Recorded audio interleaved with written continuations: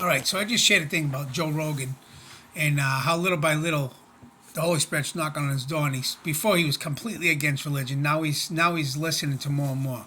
The only thing is, I wish that he would listen to some more seasoned Christians that have been saved for a while and have been studying the Bible for a while. He seems to got a lot of newer guys and people that don't know how to explain the gospel.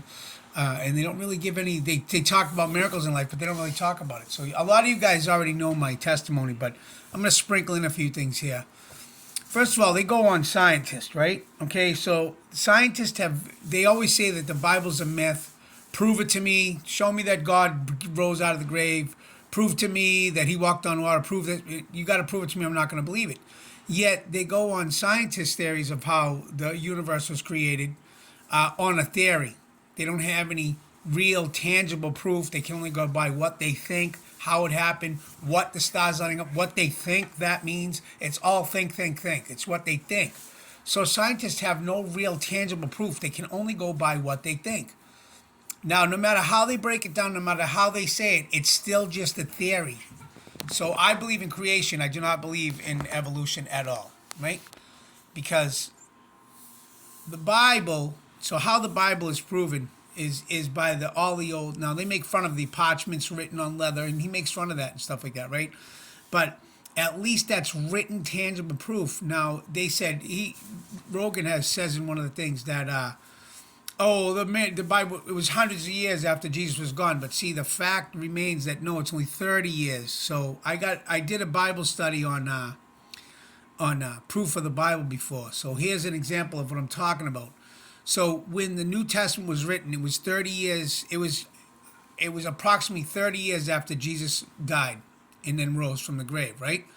So that's only 30 years. And if you know old writings, I'm going to give you a couple examples. Like they won't teach the Bible in college, right? Unless it's a Christian college, but they will teach these writings that they say are facts. But here we go. Like they speak about Aristotle.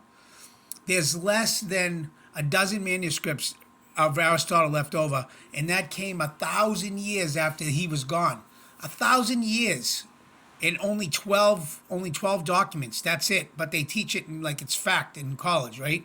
Well, if the Bible is only written 30 years away from Jesus dying, why can't they teach that like fact? It's only 30 years compared to 1,000. Same thing with the Julius Caesar Gallic Wars. They teach about the Gallic Wars, right? That has less than a dozen documents, and that was written 1,000 years later. So it's the people are writing what they think might have happened. They don't have from the original text. I'm talking about from the original text. So the New Testament was written 30 years later from the original. From the original text was written 30 years after Jesus died.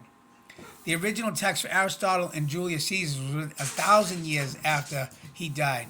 So now we're talking about 1,000 years to 30 years, right? They're teaching this in college. And then the biggest combined stuff we have of evidence for the Homo Iliads, that's a big giant study. I don't know exactly what that is, but they have a few hundred manuscripts, but that was written 2,100 years from the original. So 2,100 years. So colleges teach about Aristotle, Julius Caesar Gallic Wars, and Homo Iliads. And they say that's good enough proof for that. When those first two are 1,000 years out, Homo Iliads is 2,100 years out, but they won't teach the Bible that was only 30 years out. So at least the Bible has thousands and thousands. There's not only the Bible, but there's thousands and thousands of books written about Jesus Christ and stuff that went on there. So that's how you get your proof. History, writing down history. It's just like this example I use all the time. Who's George Washington? Everybody will say to you, he was the first president of the United States. That was over 300 years ago. That was 300 years ago. And how do we know that that's true? Well, because I read it in a book. Yeah, right. There's nobody alive to say that George Washington was the first president, but we believe the books and the history that we read.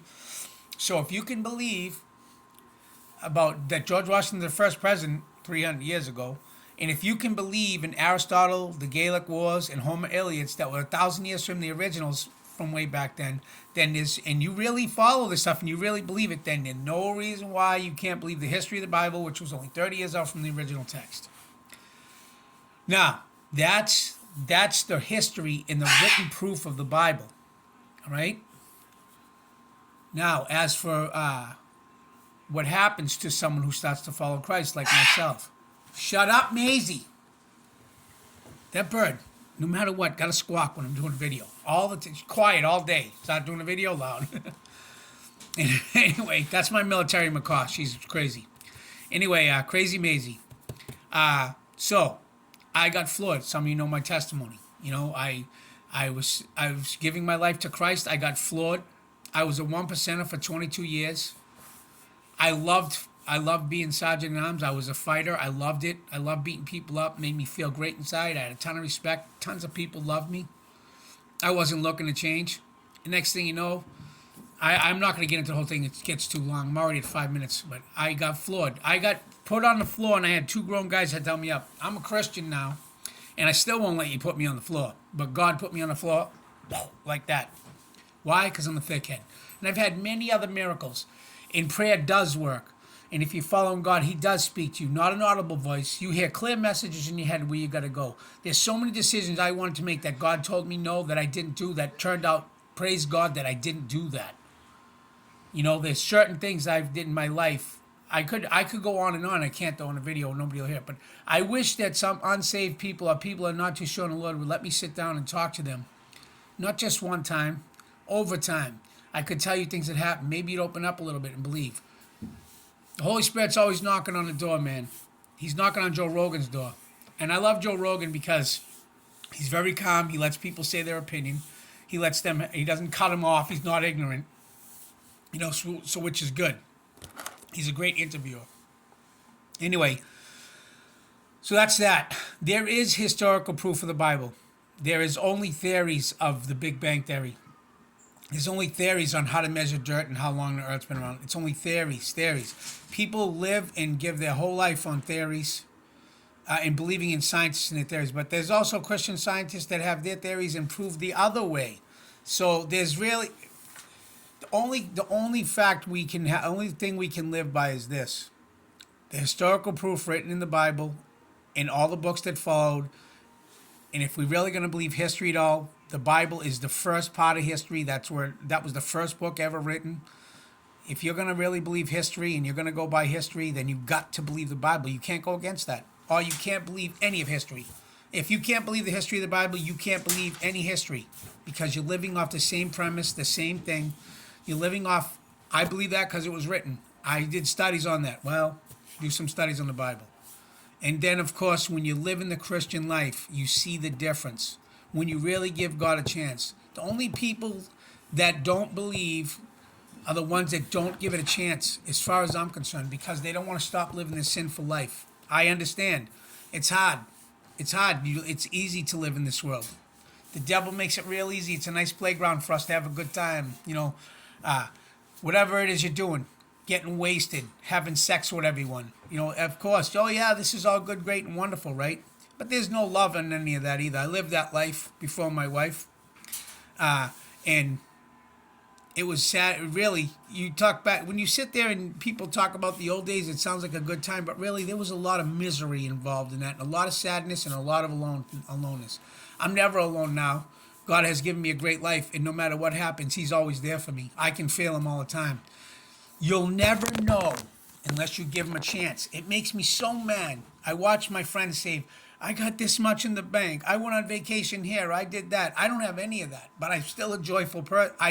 These videos seem like I'm not joyful, but I am very joyful. I'm trying to drive it in your heads, because you're thickheads just like I was, that God is real and He'll change your life and you'll be more joyful. You won't need money. You won't need vacations. You won't need none of that.